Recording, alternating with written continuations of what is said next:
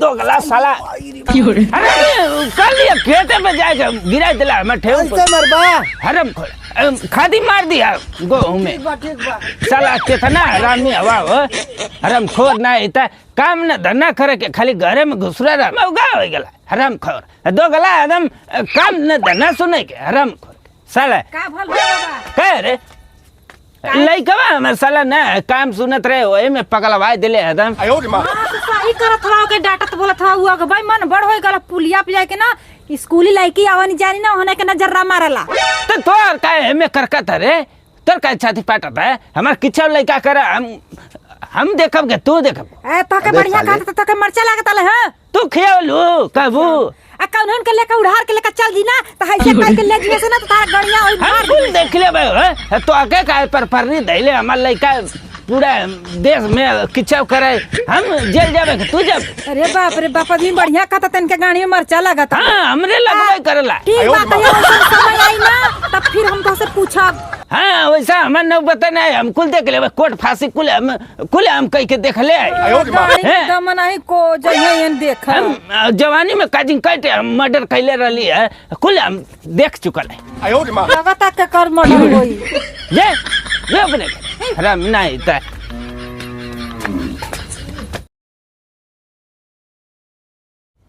आयो मैया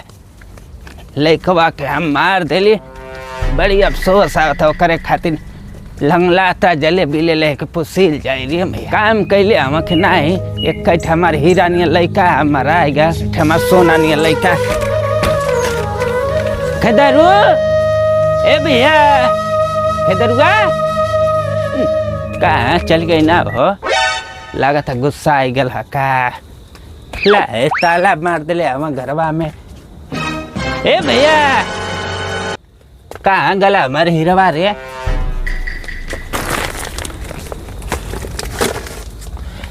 खदेरू भैया खदेरुआ आयो मैया एक कैठ लइका रहा कहाँ गले गुस्सा आई गल का आयो मैया आई का रे बाबा आयो मैया चिरकुट बाबा तू हमें बड़ी सतावला हमें बड़ी मारला हम अब घर छोड़ के जाते ही कभी हमार मुँह ना दे आयो करे जाई का है वो मैया बाबा हम लड़की लेके भाग गई मैया हे भैया हमार सिनावा ऊंचा रहल कैसे हम जियब हो मैया आयो बाबू अरे हीरा ऐसन काहे कैला हो बाबू आयो अरे काहे हमरे सिनवा पे गोलियां नहीं मार के चली गई लाए भैया आयो पापा जी रे बाबू आयो भैया हम तो अरे हीरा लौंगा लता वाली आयरली जलेबिया हो मैया हमारे सिनेमा में गोलियां मारी के चली गई लाए बाऊ एक हमारी हीरा रहला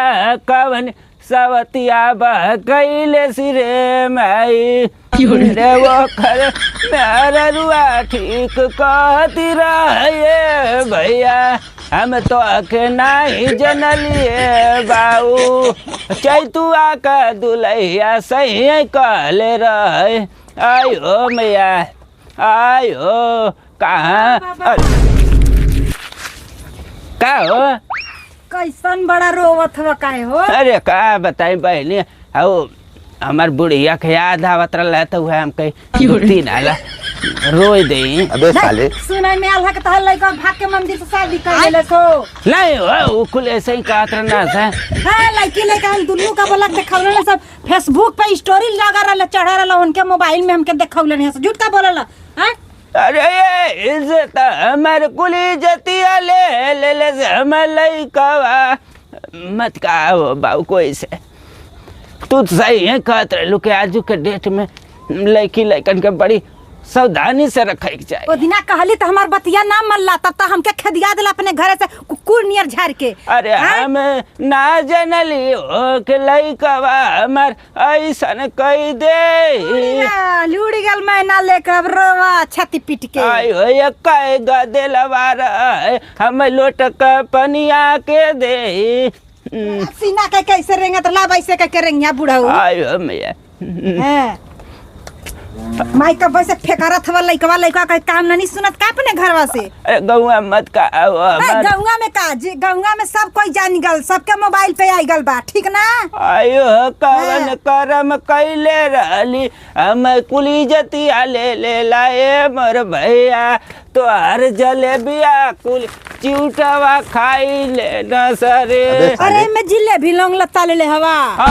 भाई मार दिल रही है साला, बड़ी परेशानी वाला बात हो गई। आई हो भैया